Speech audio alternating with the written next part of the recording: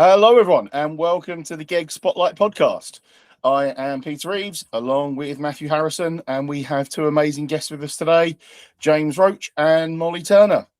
Welcome to you both. James, you are the CEO of the Inclusive Mat, and realistically, you are looking at the big strategic view in your job.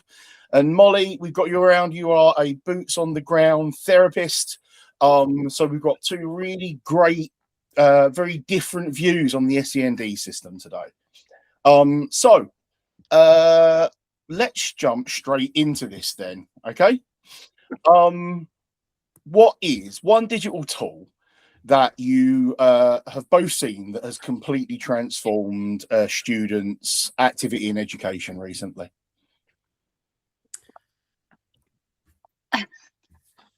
Would you like to go first? I'm going to keep it really simple. So everything we do is about keeping it as simple as we can. And we really try and favour using the technology that's in people's pockets. So really quite simply, just any translation tool. For us, we've got a trust of 4 schools. We've got 60 languages spoken across West Watford, which, is in the middle of Hertfordshire, Leafy Green. But we've got 60 languages. So how do we converse and communicate? So for us, our first forays into digital was around translation. And the simplest way of doing that is with Google Translate, or even latterly WhatsApp Translate. In your pocket, we have got a tool that we carry around with every single one of us. You can click on it, you can get a person to speak into it, and you can have immediate translation. Now, I have to say, I don't use WhatsApp in the classroom. That's obviously a no-no. But when you've got those heated moments with parents who are frustrated, who haven't been to school in England, schools are a terrifying place in the UK, and taking some of that heat out is being heard. So we simply use WhatsApp Translate, and we use Google Translate to just try and to understand what people are saying. Moving that a bit forward, we now use it to translate letters, communication, and the technology is moving really fast, and I'm sure we'll talk about where that's going in a little bit. But yeah, really simply, what's on your computer and what's on your phone. Yeah, live translation now in Google Meet as well. And if you haven't heard your own voice translated into another language, it is an interesting experience. Molly, over to you. What is that one digital tool that you've seen that can be really transformative for students? So I work in a Google reference school, which means that every student has access to a Chromebook. And I think a really nice example of a student who has seen such huge successes because of the access to read write, so screen reader and voice to text, was a student who sat his 3rd GCSE exam today. He did not think he would be sitting GCSEs ever. He can do it independently rather than having a scribe with him, which is something that he really cares about. For his kind of self-efficacy is really big for him. So yeah, I think screen reader and voice to text, the student is dyslexic, and it's absolutely changed his educational, kind of his perception of how he's moved through the educational system. Yeah, I had a lovely chat with that student a couple of weeks ago, actually, when we were doing a tour, and it was really nice because he's very much really advocating for himself at the moment. Like watching him speak at BET on 2 different stages was absolutely amazing earlier in the year. And he just turned around to these guests that we had who just asked him, where would you be without your Chromebook? And he went, well, I wouldn't be taking exams. I wouldn't have even had the chance to take these exams. So yeah, just that simple, again, the key message there, both very simple tools, just use hyper effectively. Yeah, we're going to stick with you, Molly, for a moment, because I think you've got a fairly unique role to the conversations we typically have on this podcast.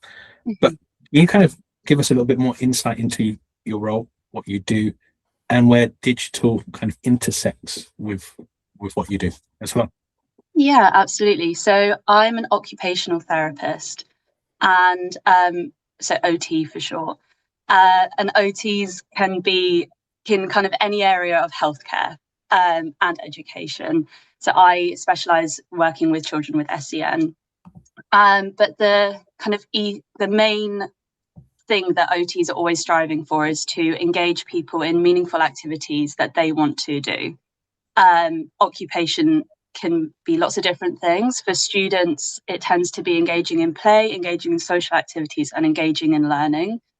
And so my role in the school is to support students to overcome these barriers to engagement. And that might be working with them, well, specifically in the kind of realm of digital world, that's working with them to identify how digital adaptive tools can support them overcoming those barriers to engage in learning, in, you know, getting around London. We're a London-based school. We do a lot of work around kind of what have you got on your phone that can support you.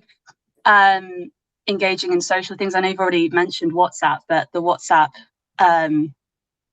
scribe, is that what it's called, was such a big thing for one of our students, and engaging in the social circles outside of school. So my purpose is a lot bigger than, I think sometimes if you haven't come across an OT before, or you've maybe come across one or two OT assessments in an EHCP or whatever, it's there's lots of different areas of focus. One focus has in the past massively been handwriting. And obviously handwriting is a very complex skill and something that we absolutely should still be working on, but we are moving to a space where there are so many more options for written communication and engaging in the world, that's also something that we're exploring as an OT and working with the school to ensure that people can communicate and access communication the way that they want to and the way they feel comfortable with. Yeah, fantastic. And it is, you know, to some degree, you're almost like a walking embodiment of like ordinarily available or almost universal design for learning, that kind of side of things where, yeah, you're looking for what they have readily available, and then working with them and then working with their teachers to support them. Yeah, absolutely. And a big part of what we do is asking the students, and I think that's really at the heart of OT, is that everyone's different, and that, you know, we might have a student who also uses screen reader, but he uses it in a completely different way to another student, and so it's working with that student to identify how they do it, but then advocate for them and teach them ultimately to advocate for themselves, so that when they go into the world of work, they are able to say, this is how I need to work, this is the setup I need, and these are the digital tools I need in order to be successful in this role. Yeah, I know that I've spoken to the head of our school recently, and one of our main improvements for next year is building on the success we've had with these accessibility tools and taking it into the workplace with some of our work experience placements and some partners, and helping them develop their systems to normalise these ways of working in the workplace to really help that student advocacy at the next level. I think sorry to jump in. Sorry, go for it. Yeah. You know, we're taking it a step further. I'm thinking of it from a strategic level, and everything Molly you say there is absolutely spot on. But we've got a hurdle to jump before that. You know, I work in West Watford. This in Hertfordshire. That is a very, very affluent area in the country, let alone the world. 12% of our children don't have access to the internet. Now, we're talking about a digital landscape, digitally native children that don't have that access. If you combine that with our family dynamics, so 85% of our children are from the global majority, non-white British. If you are a Pakistani Muslim family, you've got 5 boys and 1 girl. Now, I'm not saying this for everyone, but we've got good examples here. That girl doesn't get the first crack of the whip on the one family computer, the one family PC. The boys tend to get their homework out the way, do a bit of gaming, and then they're sort of last in line. So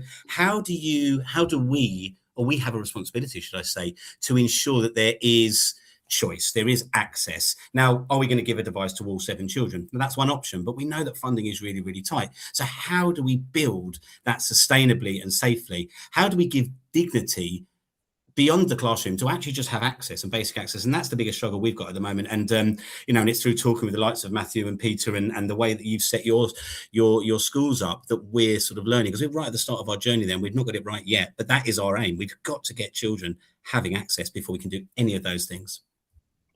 I think part of that is looking at how we're planning our school day and what expectations we are putting on at home. Like, I think it's a wider question of how much learning belongs within the school environment and how much belongs outside of it. And if we're talking about access, there's only ever going to be so much that we can control in demands of access. I was having this chat with a friend of mine that works for a local authority and deals with lots of immigrant families that have come over, that have emigrated over, and they might not necessarily be in the best places themselves financially. And for me, it really is looking at how can we as a school help that learning environment and build on it. Now, we're really quite lucky in our environment where we're now 8 years into being a Google reference school, which means we've had 8 years of cycle of computers. So actually what I've got is I've got enough old computers. Now, we're not talking about good quality computers, but they are good enough for us to still be using and for us to be able to go, right, these have seen their lifespan in the classroom, but now we have a bank of them that we can send home for students that need them. And even in our school, which is a private SEND school, we have students that don't always have access to those tools at home. And we are now in a position where we can provide those.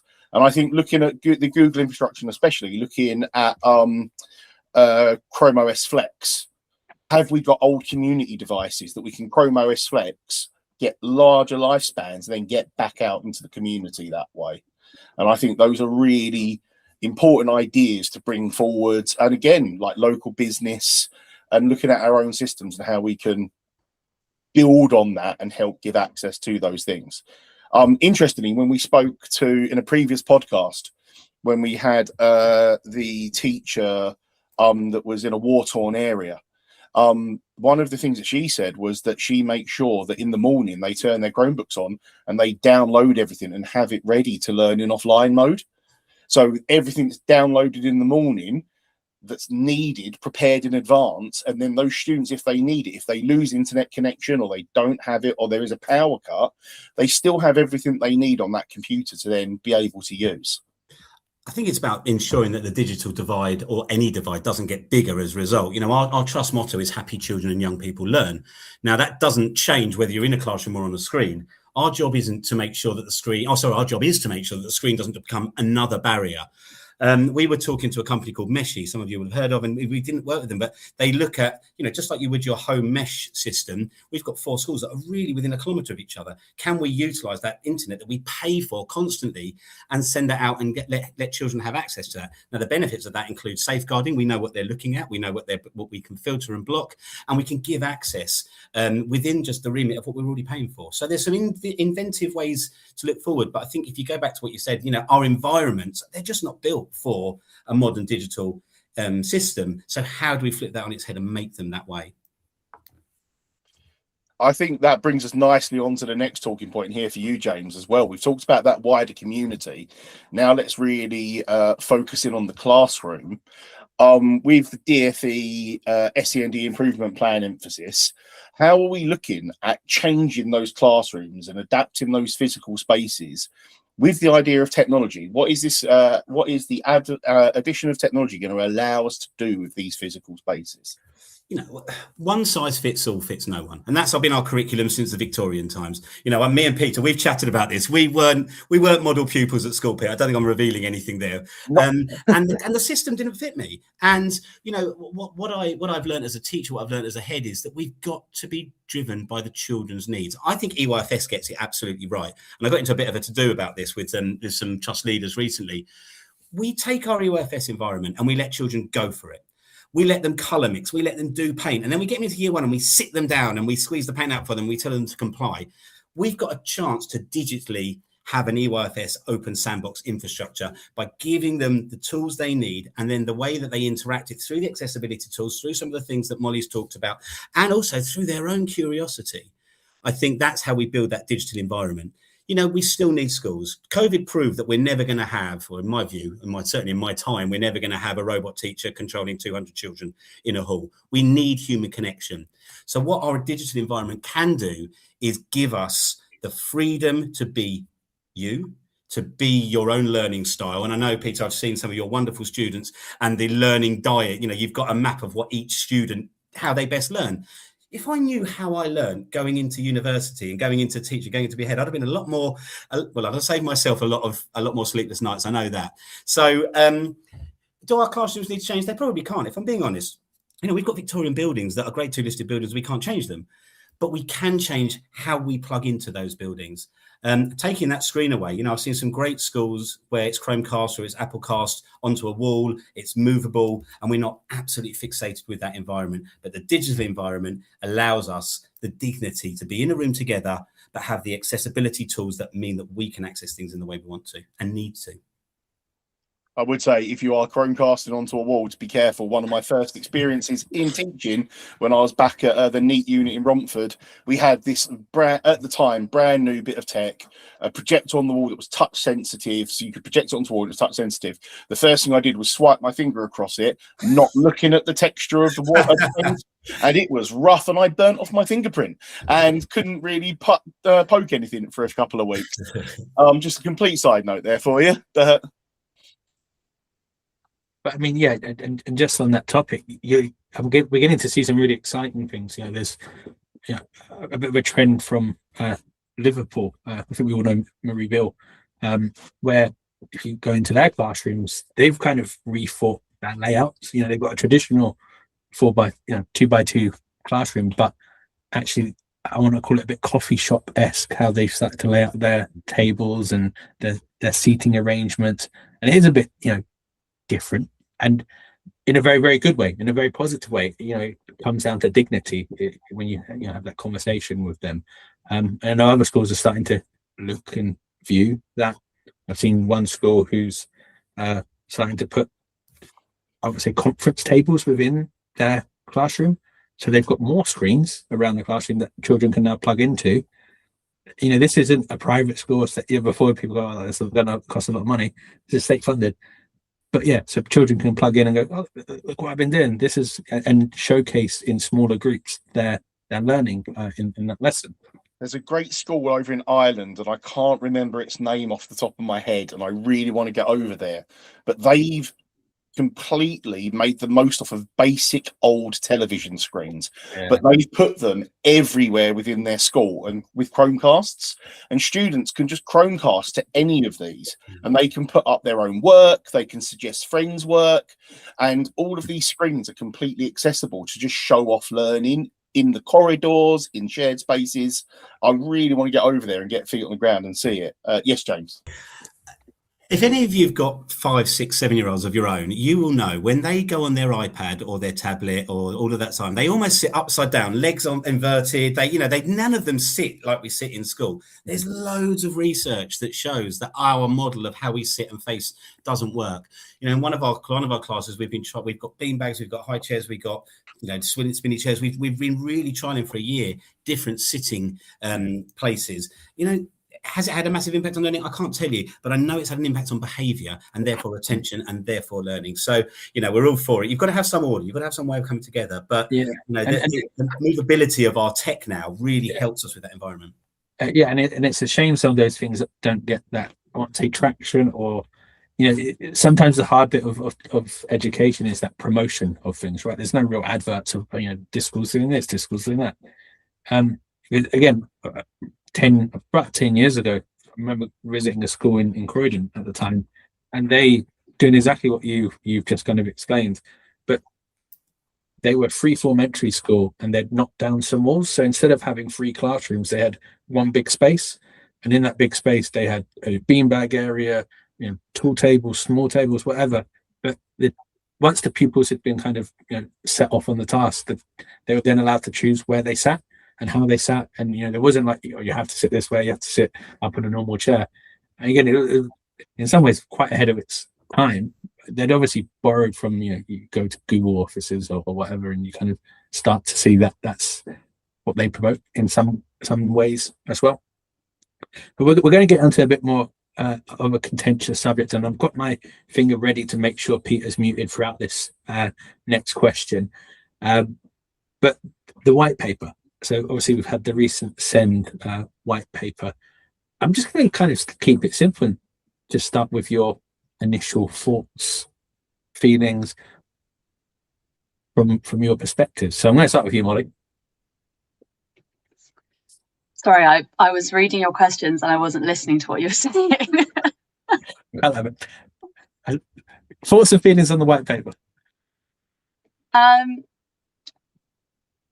I find my position within like the education system really interesting. I don't have a background in education. I'm trained in education, and actually I was raised in a healthcare system in terms of my profession, and I've only seen one school. I've only worked in one school, so I feel like I'm not the most well-versed person to comment on things. To be honest, sorry. We're going to get a more detailed answer from James, we know, so I'm kind of saving him. Yeah. So there's what lens am I looking through? As a MAT leader, consolidation is becoming an expectation. We're a small MAT that serves a very specific area. We do it really, really well. We don't financially need to grow at the moment, but we're being told we have to grow. Now, the stuff we're implementing at the moment is relatively simple and straightforward, and therefore impactful because we've got scale and we've got community. The risk there is that the policy focuses on a structural tidiness rather than actually improving outcomes and growing for growing's sake. Digital is it's pretty invisible, isn't it? Really, in the white paper, it's got an undertone with accessibility.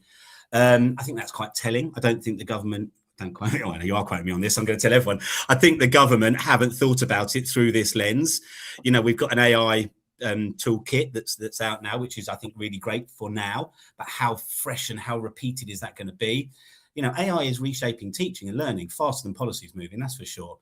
AI is impacting on children before it's impacting on teachers. So we've got a bit of a topsy-turvy thing.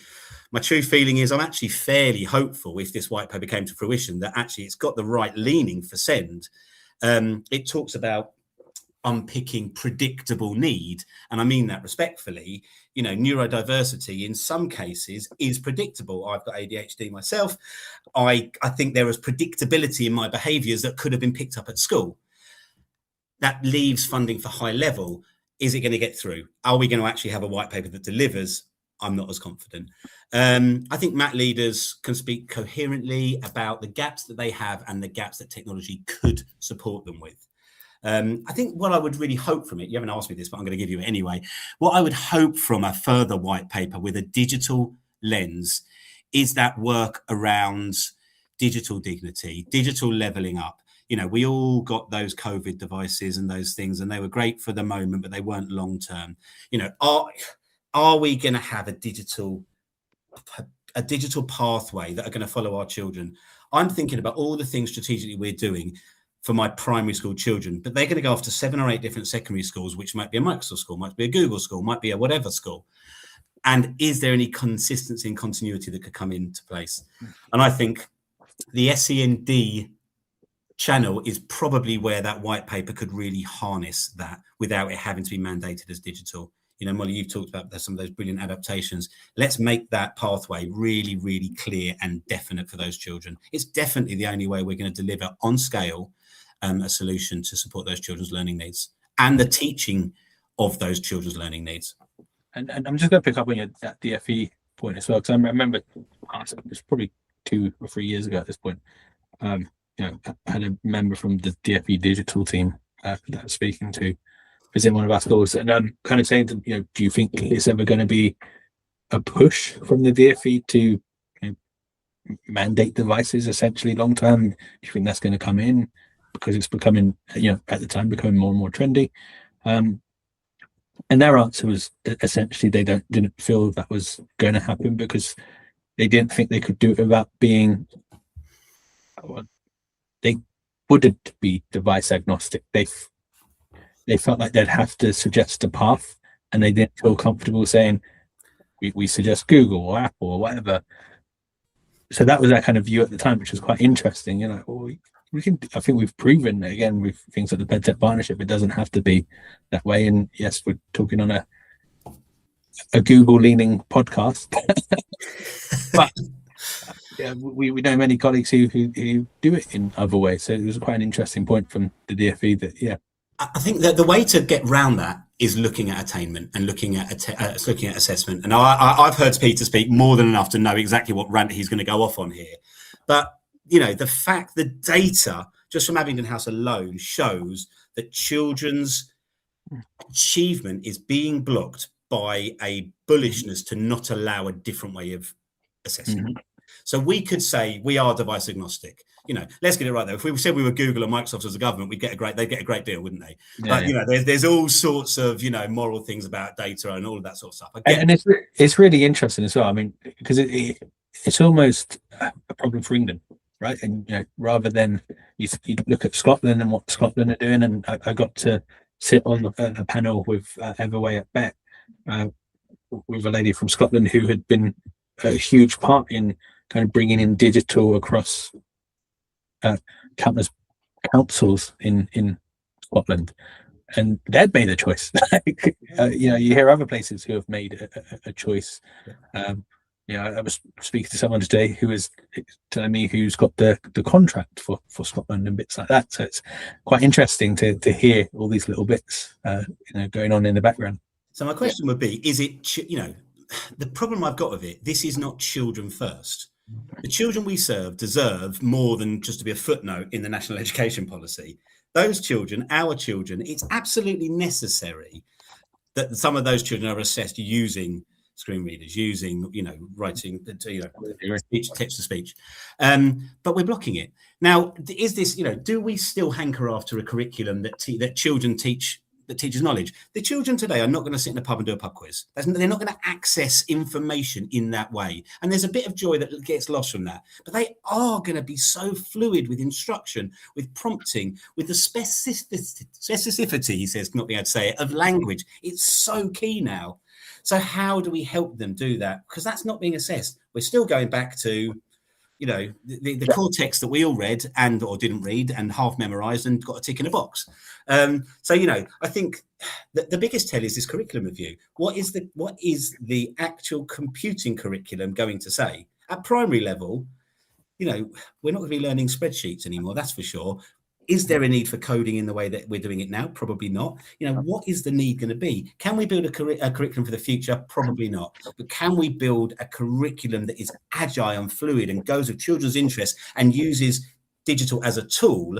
So I think I'd like to see digital being used as a golden thread for a teaching and learning tool rather than being an assessed thing or a curriculum thing. And just to jump in, as somebody who's kind of built a career on, I want to say, being a glorified computing lead, and that's where it all started for me, that, you know, I completely agree. Like, I'm often having conversations now going, you know, why are we doing coding? Let's not do coding. Like, it's, yeah, in primary schools, is it relevant? Like, I mean, I'll just take you back to the post 16 podcast that we had with Roddy, and he said that one of the things that he wishes schools taught more, and I got to pull my smug face because it's one thing we do at our school, is teaching how to send emails properly and learn. Like, I think when we get down to that idea of digital literacy, it's that idea people think students are digitally literate because they can use YouTube. That doesn't make them digitally useful and skilled in the way that you need in the working world. I would just say, because we are talking about the white paper, just to cover myself, the views are... The views I'm going to express at some point today are the views of myself and not the views of my school or the company the school is belonging to. They are solely my views. Yeah, and I agree with you. But if I look at how I've got a 7-year-old and a 12-year-old, if I look at how they interact with Alexa, keep it really simple. They talk to it. There's a humanness to it. Now, that's not fake or false, but they are modeling and practicing the humanness of being human. Now, we can get into, and we talked about this in the EdTech partnership, of what it is to be human. It doesn't get sarcasm. It doesn't get those deeper things. But that, if we talk about a curriculum, they're talking about digital identity versus real identity. They're talking about safeguarding. They're thinking about the creation, not the consumption of knowledge and information. They're talking about civic literacy rather than formal literacy. They talk about economic literacy. I heard the term, I don't know if I was with you two, I heard the term did AI vegan the other day. Well, you was with you. It was Mac here in digital, yeah. Yeah, they talk about the term AI vegan, how some young people, are choosing not to use AI because of the impact on the ecosystem and ecology. Now that's not come from anyone my age. That's come from them as a group of young people who care and who have had good education. So it's going to change. Really interesting. I don't know if you saw Darren White's recently. Like, Darren White recently did a little diagram of that and kind of explaining, well, like, this is how much usage, water wastage AI causes.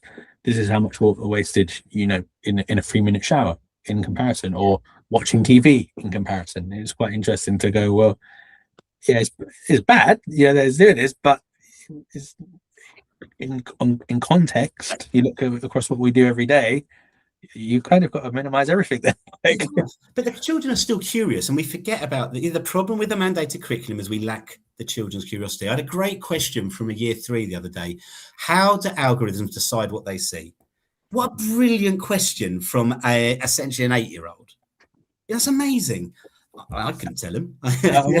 Also, before Peter, I know Peter's waiting to do his question, but the comment about AI being sarcastic, I completely disagree. You can make it sarcastic. Luke Craig is a primary example of that.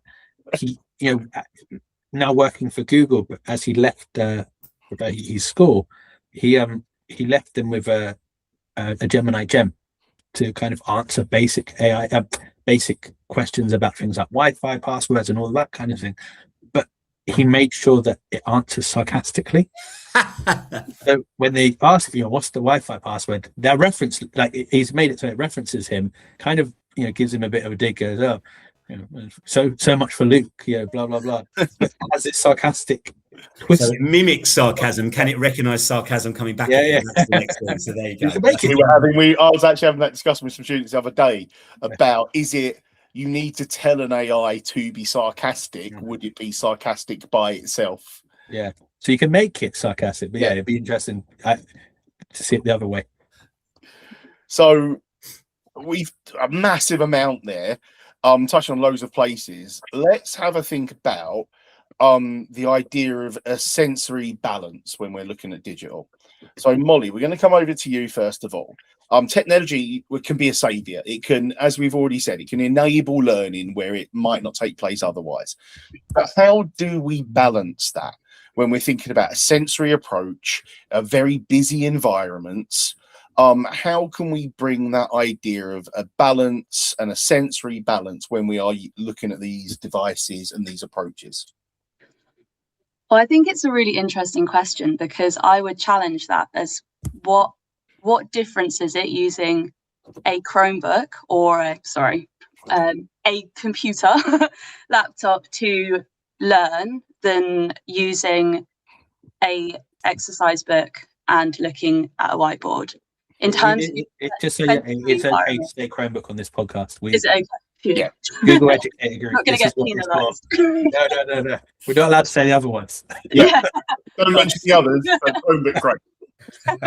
Okay, so what is the difference of learning from your Chromebook? So on your Chromebook, at least the way that if you are using the Google Suite and you're using Google Slides, you often have what you would be looking at on the board and your work in one place.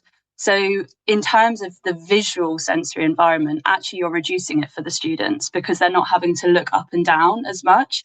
For a lot of students who have really poor visual perception, which is a lot of your SEND students, it can be incredibly overwhelming being in a busy classroom. So actually having one space to look is, for some people, and again, I really liked what you said earlier, James, about one size fits all fits no one or something, because that is essentially the motto of OT. But for one person, looking at the whiteboard might be absolutely what they love to do, but for other people, having it reduced to the screen in front of them is really, really helpful and really beneficial for their learning.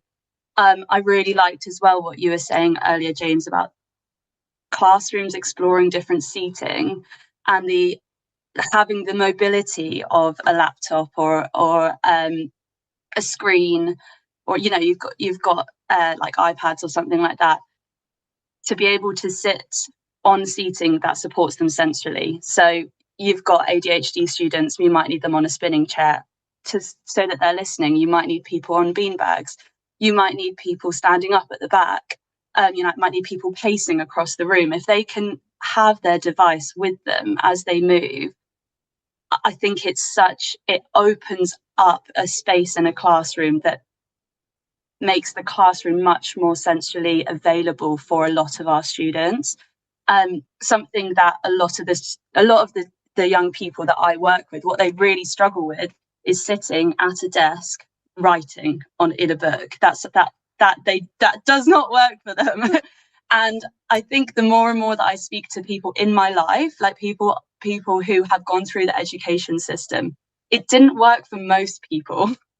And you don't have to have any kind of neurodivergence to have struggled with that.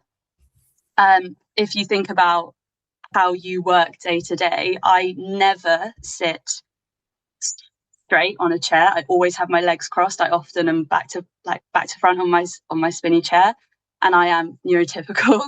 I think that having accessibility to technology just really can level the playing field in terms of making the classroom a sensorily available space for SEND children. Can I say that we talk endlessly about screen time, positives, negatives, in-betweens. We almost never talk about what does replace it, because I've seen some really rubbish lessons that are well boring. And I would question how and what we do to replace it. Everyone's read The Anxious Generation, Jonathan Haidt, and it talks about, we're replacing play-based childhood with a phone and digital-based childhood. We overprotect in the real world and underprotect in the digital world, and that's all true. He talks about the arm break thing. There are not enough children breaking arms and legs anymore, and I think he's right. So, you've got to have a balance. It's a balanced diet of education. Without a shadow of a doubt, Molly, you said it so eloquently and beautifully there. There are children whose nervous systems process the world so differently. A screen can regulate or dysregulate. For me, the buzzing of certain electricity in rooms drives me insane. So, and then other people just don't hear it, and I can't. That blows my mind. So, again, one size fits all fits no one. A blanket rule about how much we have just does not work. It's the same as year sixes when they go up to the canteen, and I've got this year six that's bigger than me and wants 5 sausages, and I've got this tiny little one that wants 1 sausage. We've got to have agility, or we've got to be given license to have agility and flexibility. Yeah. That's got to come from the top. Ideally, the government. If it's not the government, it's got to be our trust leaders. It's got to be people like myself that are running trust and being brave and saying this works for our children. Yes, we've got Ofsted. Yes, we've got those things, but being playful, getting it right for our children is the joy of why we do our jobs. And, I think you said it brilliantly there, Molly. We've got to give them that choice. Yeah, absolutely. Just on that point you raised there, James, I think I've particularly Essex, Hertfordshire way, my side of that map. I've seen that rise in like the Opal play. We've got it in our schools. Yeah, it's brilliant. Yeah. And so we got in quite a few of our schools, and it's kind of, again, naturally grown out. So yes, we do digital and we do one-to-one devices, but actually we've also invested heavily in Opal Play and making sure that's part of that childhood. And similarly, my daughter's school does it, and there's like a 20-mile difference in where I work and where my daughter goes to school, and all these little bits. So it's, again, there is this movement back towards a little bit with Opal Play becoming quite popular. For those who don't know Opal, they furnish the school with things to do. We've had a box of feathers. Every child had a feather, and they would, they were just brilliantly bonkers, wandering around the school blowing feathers around. The next week we had a load of suitcases, and they were going on holiday. But actually, I think we could probably learn from that, because at what point did we stop doing that ourselves as teachers and parents and children? And actually, the danger of digital is, yes, too much of it means we go into that digital world and we don't experience that. So it comes back to balance and insisting. We will have parents that say, I can't get my child off the device. And I sort of think, well, why not? Why not? And actually, there's a whole conversation around that as well. So I think we've got a responsibility to model Opal-like play and outdoor play, but we've got a responsibility to model good use of devices as well. I would just jump in next. You summed up there perfectly there, the good use of devices. There was a phrase heard a lot a few years ago, which was, well, don't just use a computer to replace a worksheet. And my question was always like, why not? Why? If you can make a worksheet more accessible, why not just replace? If you've got a great worksheet and you can make that worksheet more accessible by having on a computer, do it. Computers, they don't have to be all singing and dancing. You don't have to have an app for everything. You can use these really simple, basic tools so effectively to just help engagement. That's why, especially with the screen time debate, I'm often like, there is no such thing as too much screen time, as long as that screen time is purposeful. And you are learning with it. And then there is no such thing. There is, like Molly said earlier, there's no difference between a book and a computer if the student prefers the computer, and you're not forcing that choice onto people, and you are giving them well-informed information of their metacognitive processes and allowing them and help guide them down that process for how they learn. Yeah, and I just jump in there because something you said has reminded me of another kind of leveling of the playing field that you can use through having digital kind of personal devices. And it's something that Pete models all the time in his lessons, is that he records himself giving the instructions and inserts it into their worksheets. So as they're doing their worksheets, most of our students struggle with recall of instructions. Most of them struggle with sequencing, task initiation, a lot of the executive functioning skills. And so actually, yeah, you've just kind of digitalized the worksheet, but at the same time, you've got those supports embedded in the worksheet, which means that the teacher's not running around having to help everyone, or a child sat there not engaging in the learning because they don't know how to ask for what the instructions are. And I think that's another like really good leveling of the playing field. And that's just one example of how kind of using digital tools wisely is really supportive. Yeah. The ability to choose. I mean, lots of us have been to see Woodlands and Leo and some of these brilliant schools, including we're off to see your school tomorrow, Matt, aren't we? And what really struck me with Leo is the fluidity in which children choose the app that's right for them, or the physical work action that is right for them. And I think what's really pushed the envelope on that is in the last 2 or 3 years, the pedagogical tech partners have gone up a level. They stopped a lot of them being computer salespeople that dress it up with education. They are genuine educational partners and educationalists who are actively thinking a little bit more advanced and differently and helping the education. We genuinely see them as partners. Google are right up there. Magma we use, Willow Learn are brilliant. And, I'm sure we could all list loads of them. But they are so much part of our curriculum design now that I don't think that was there 5 years ago in the same richness, definitely. Yeah, and I think that's hugely important. I always talk about a kind of part of the reason Pete and I started doing this podcast is that advocacy for stories and hearing and discussing. And I think it's so important to not be in your silo. People get trapped in their silos quite quickly. But yeah, it's always fascinating when you go and see or hear those amazing things, or even sometimes talking about Bob Usher earlier before we start recording. But the stories Bob Usher at LGFL goes around and tells, and now he's kind of made that a national thing. Even though LGFL's London based, he's got stories up in Liverpool. He's making a whole chapter of in Essex, and he records. He goes around. Schools don't pay for this service. It's part of the LGFL offer as such. But then you can go and click on the website and go and see these like fantastic stories, and proudly we're within that. And I always talk about how what you're talking about, you're saying, right, James, you're right at the beginning of the journey. We're 2 years into the journey, and by no means are we we're not Leo at all, and we're nowhere near that part of the journey yet. But where our schools have kind of nailed it, we're already seeing that fluidity with those pupils, where they just open the device, they know what they're doing. They've become used to using a certain tool, or we're going to use this today. They're not even thinking about it. They're just on it and actively participating in the lesson. But the confidence, and I'm going to say, because I had the pleasure of seeing your children, Matt, at their presenting, but also being on that main stage and presenting, the confidence seeps out. Confidence in one thing begets confidence in another. And Peter, we had the pleasure of Peter and the wonderful Mason, one of your pupils, come and lead our entire trust inset. And with that, I'd say it not with any negative. In the 5 years I've done those trust insets, Mason is the number one success in there that they all talk about. We're talking about technology sparking human connection with a mass group of people for ordinary children, ordinary teachers, ordinary staff, and that's the joy of it. So we can talk about the negatives of screen time. Without that, I'm guessing your children weren't standing on those stages without it.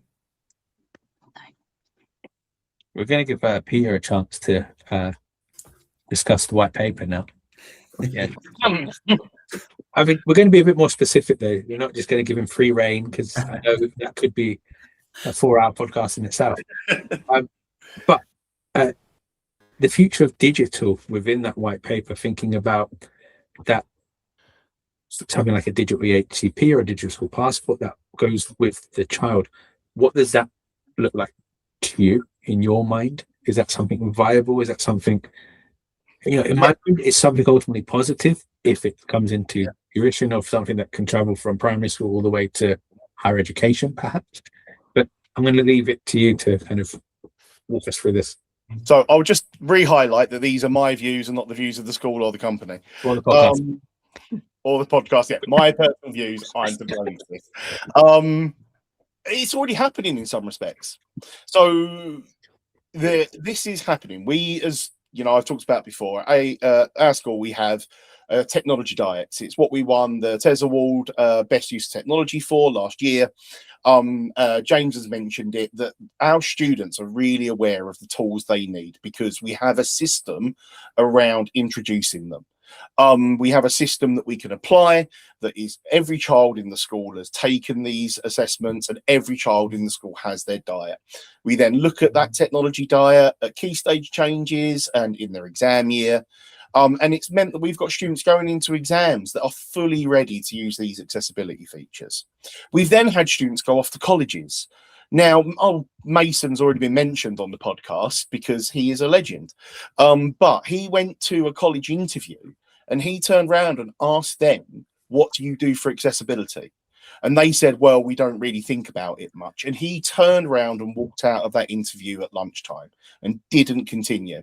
And I told that story at Bet on the Everway stand, and it got a gasp from the crowd because there were people working in colleges that had never thought a student would just walk out of their college at a drop of a hat. So these things are going on. And again, it's where you've got good links to local schools, where primaries to secondaries and secondaries to colleges and sixth forms. And this is what we're working on, is making that net a bit wider. Lots of our students go to one of our other colleges as part of the group, and we can really communicate with them. And what we're really going to try and do next year is look at that net wider and say, where can we start reaching out to other colleges that we might feed into and make sure they're ready to accept our students with their accessibility needs. The idea of making this national, I think if you look at the white paper's view of technology, I think it's mentioned twice in the whole paper. You look at the first advert they put out from the DFE on the white paper, and it was a student sat at a desk in a plain white room out of a classroom with a piece of paper and 2 coloured pens. Now, that's great if you can handwrite, but if you can't, you've already lost the child. And that was the view. That was the published view of this. So I think if that is their view of what good differentiation for SEND looks like, 2 coloured pens and a sensory pebble, then I think we are missing out part of this, and we are missing out some expertise, and we are missing out on what we know and we have all seen on this podcast can revolutionize children's learning. And I think they've missed a trick in doing it. I think it is down to those schools like Abingdon's, like your Leos, to make those wider connections. Like James was saying, if it's not going to, it needs to come from top down, and if it's not going to come from the DFE, then it should come to us. And I think that's where we're trying to position ourselves, to put that wider reach out so that the colleges and the workplaces our students are going to go to are ready to accept them with the ways they need to work. And hopefully we will see a knock-on from that, and then they can allow their workers to build more. I think there is one small glimmer of hope. I'm not fully, but there is talk about co-ownership, children having more voice, parents having more voice. This can genuinely, if this was digitized and made national, it would put the children at the center of their own digital story rather than leaving it to other people. It can make the invisible visible, can't it? What a child needs digitally traveling with them. Equally, it can just replace a bit of paper that doesn't get looked at by people if it's not passed on to schools and it's not moved on. But if this is genuine co-ownership with children and families, the technology is easily there to be able to make that move forward for my families who they don't have a voice, genuinely haven't been to school in England, and you've got an SEND child, possibly an SEND parent who doesn't speak English. Where is their voice? How many barriers have they got to go through? Technology could solve that and sort that easily. Yeah. I think that's where we're looking at next year as well, is looking at how can we empower not just the students, but their families and that whole support around the child to really be aware of how they can access these tools and really, you know, drive their whole access forwards. And speaking for myself personally, like, I'm massively dyslexic, and if I ever went to a school interview that asked me, and I know they still happen today, that asked me to handwrite an essay for them, I would do a Mason and walk out of that interview, because I was having a chat with some of our students, and they were like, well, what if they do that? And I was like, well, then you need to be aware of, is that job right for you?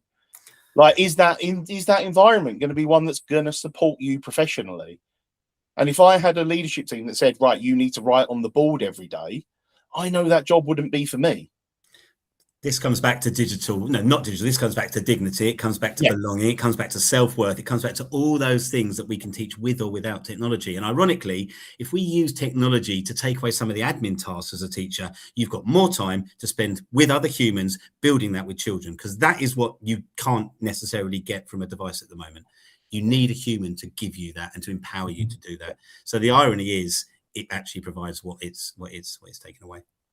Yeah, I mean, Molly, you had a great quote when we did Matt P. and South, and it's one that I use now in every presentation, which is all of our students were championed by an adult at some point, and you need to be that champion for that student. Yeah, and I think just taking it back to having like a digital passport, or your students really knowing what works for them digitally, is that at one point they can then go on and advocate for themselves. But they need an adult to advocate for them initially. I mean, otherwise it's not going to happen. And how powerful is it when they advocate for themselves, you know? And again, we'll circle back to the wonderful Mason and some of the other students that Matt, I've seen of yours and Peter. Blimey, you know what? If I had that at that age, well, where would you be? They're brilliant. They're fantastic. We actually had I had a couple of adults come in from another school that were just starting their digital transformation, and they said to our kids, aren't you reliant on this technology? And they proudly turned around and went, yes, we are. Yeah. This is what allows us to access. It's not a bad thing that we're reliant on this, because without that, we wouldn't be accessing it. And that was their message. They were like, yes, and it's not a problem, because without it, what would we, and it goes back to your point, without this, what would we be doing? And one of the girls that was there just turned around and went, in my old school, I used to sit and pretend I was listening. And that's what I'd be doing again, just pretending to listen rather than actually listening. Yeah. Same adults who got there using sat-nav, who use their phone to look at their timetable and text and do all that sort of stuff. We are part cyborg. We can't get away from this. Yeah. You know, yes, we've not got Neuralinks in our brains yet, but our phone does 95% of the things that we could do on our own, but we don't. Yeah. You know, so why are we fighting it? I also think, why are we asking students if they're becoming reliant on digital tools? Because digital tools aren't going anywhere. So I don't see the problem with it anyway. We've got a country that doesn't do maths, can't do maths, yet we took the calculator away, a tool that was built to help us with maths. Yeah, we take that away and test our children. Madness. Yeah. So we've sort of touched on this in a few points there, actually, that technology is all through our lives now. And it is all through our education. There are so many tools within Google. You've got Google Keep, calendar tasks, Google Classroom, embedded docs, so many ways to organize learning. How are these tools being used to help students with their executive functions? And it can be as simple as, and this is something that I had to explain to our kids, because I asked, what would it feel like if you were carrying 9 books around for each of your lessons? And bless them, our year 11s, because they'd been with us the whole time, they had no concept that in another mainstream secondary, they'd have to carry all these books around. And it was something that wasn't there for them. So even that basic level of, well, it's all in one place, was just a winner for them. How are we seeing this shown in everyday life, and how are we helping structure this executive functioning?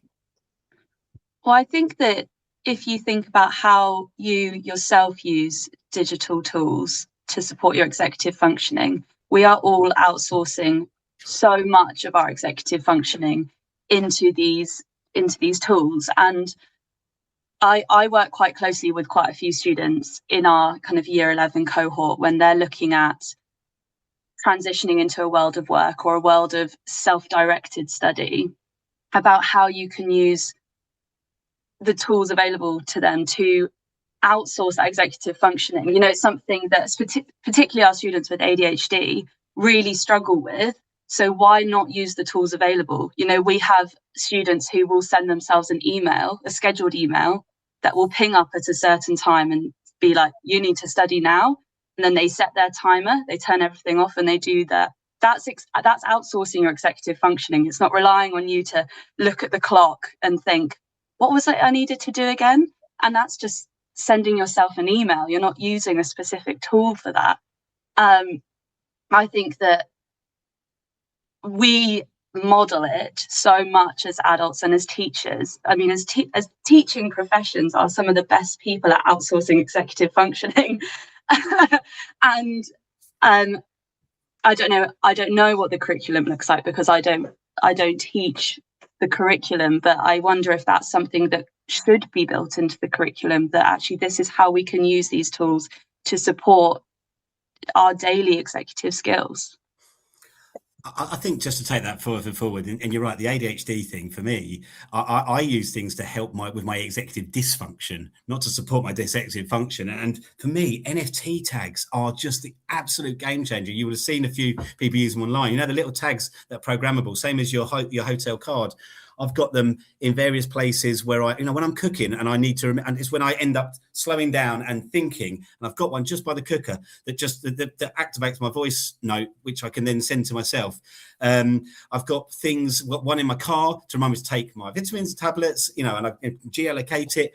Workflows now, Arbor workflows, some of the workflows you can build within Claude, and some of those things are brilliant because it takes the point of failure, which is always me, out of things. And right, it's just pre-programming these things with a simple bit of non-coded programming, because I can't code at all, just by my geographical location or tapping something that I walk past and see. With my brain, I see everything, I just forget to actually connect anything. So I haven't moved, and if I'm honest, I haven't moved to move that into the classroom yet, but the options for that are phenomenal. But it comes back to personalization again, doesn't it? Also comes back to me not wanting to look, I'm telling you on a podcast, but me not wanting to look stupid. I run an organization, but I don't want to be reminded that I can't remember to pack XYZ in my bag every single day. So there's dignity within that as well. So executive function or dysfunction, however you view it. I think, first of all, we're talking about it. We've got a name for it. We know what it is now. It certainly wasn't the case when I was at school. I was just forgetful or a naughty boy, So actually, there's an acceptance there, but there's also a breaking it down to a granular level and then building it up to miss the point of failure. So we're kind of hurtling into the final kind of stages, and we're going to leave it with some closing advice from all three of you. So then put Peter on the spot as well for this one. So to a teacher who has a student struggling to engage today, what is one tiny environmental tweak they can try right now to help their student feel successful? You kind of just answered it slightly there, James, anyway. I'll let your NFT. I'm going to jump in on this one first, if you don't mind, because it's one that I had early on in my teaching career, because I went into teaching later in life and I did the 3-year primary BA. So I had 3 years of being told what good education was. And that was around getting students to collaborate around tables and group work. And in my first year of teaching, that was amazing. My second year of teaching, I had a class that couldn't look at each other without throwing a shoe at each other. And it took me 2 weeks, and I went to the head of behaviour and went, what can we do? And the first thing we did was put barriers in around all the desks. And if my university lecturers would have seen it, they'd have had a heart attack. But in that room, I had every child faced at a wall with barriers on either side of them, and they had their own learning spaces. And it changed the behaviour overnight. Now, that is something that, if you don't understand could potentially look so negative. But in that room, it cut out 90% of my behaviours in the first week. I then rolled that in and kept the barriers to my second class, who were 4 years older, all in year 11, and they loved the barriers. One of the girls I had in that class asked if she could have one behind her and above her because she wanted to work in a box. And realistically, when we think about it, I know I'm most productive when I don't have eye contact with another human being. Like Molly will know firsthand, any time you're in a room with me and you are within my eyesight, there will be a conversation happening. And I think for me, it's being brave with that classroom layout and maybe questioning, is everything you're being told reliable, or do you need to step outside that box? Nice. I'm going to say language, getting the language right. And I'm going to come back to the point I started off, and Peter's heard me say, and Matt's heard me say the story before, but I misnamed a child for 2 years and I never had a connection with that child. Now, he came to my class, he was a refugee. He said his name was Abil Dad. And on the last day with me, he said, why'd you call me Abil Dad? And I said, what's your name? And he said, no, my name's Abil. And what we'd done, Abil's dad, who didn't speak English, had signed a form, or thought he'd signed a form, and he's written Abil's dad. Now, we'd called him that name. Now, we laugh at that. I still know this boy. He comes in, he talks at our school. He's lovely. Did a bit of study. You mention a child's name 6,000 times on average in a primary classroom. Now, Abil was mentioned more than 6,000 times. He was more than one of those. He was one of those. But you get one chance to get that first impression right. We've all done that bit where we don't name the child. We call them darling or sweetheart or mate or whatever. Give them the dignity of learning their name. And so, that's probably going back to source, but we make sure we know every single person's name. We also make sure we teach every single child the word toilet in English, because it's the only one word when you're 4 years old, you need to know in English. And then you use language as a bridge. What language, how do you say your name? What do you want to be called? Is there a language match? And if there's not, I use digital. Be brave, use digital, use the thing that's in your classroom. Peter said it. Google Translate now is unbelievable. In the classroom, you can have closed captions in mother tongue. They've even developed something now where you can sign. A bot is signing BSL. So give them a voice, hear their voice. One of our school's motto is, you see me, you hear me, you belong. And I'll stand by that, And our motto is, happy children and young people learn. You're happy if you belong. So build belonging as quickly as you can. Can't do that quicker than knowing someone's name. Nice. I think my advice would be ask the student. And I think we're often a bit scared or reluctant to do that because it is slightly admitting failure. But as we've spoken about on this, throughout this conversation, our students do know best and they will gravitate to what is right in that moment. And it might be what's right today is completely different from what was right yesterday. And by having that conversation and again, you're making that connection with that student, you're giving them a voice because you're asking them, what do you need? What can we change? If you are lucky enough to have options and giving those options, would you like to stand at the back today? Would you like a beanbag? Would you like to sit on my chair today? Sit at the teacher's desk. But asking those students and inviting those conversations and finding out why they're struggling to engage. I would just say everyone has that option. You might not believe it, but you do. Like I know it's going to be such an unpopular thing to say, but you do. In my second student placement, I was in a very traditional primary school, and I had a very great teacher. She was amazing. She would listen, she would adapt, but she was in a very traditional environment and was judged in a very traditional way. And it was about getting all the students to sit and raise their hand to answer a question. There was one child that was just up out of his seat all the time, constantly getting in trouble. And I turned around one day and I said, why is that a problem? And she was like, what? I was like, why is it a problem? And she went, well, it's just the rule. I was like, but why is that a problem? Like, he can't help it. He's not misbehaving. He's really excited. And the next day she was like, right, then let's scrap that rule and I'll take that on the chin. And then they had a jump out your seat policy to answer questions. And the whole class started jumping out of their seat to answer questions. And it was amazing. And that was just one little conversation and one little tweak. And she took it on the chin and we did it for the rest of the year. And I know that she did it for the rest of the year after I left. And then she ended up leaving that school, which I think says a lot, though, about that journey. Like, people do have that option, and be brave and question it. Yeah. I think that's everything.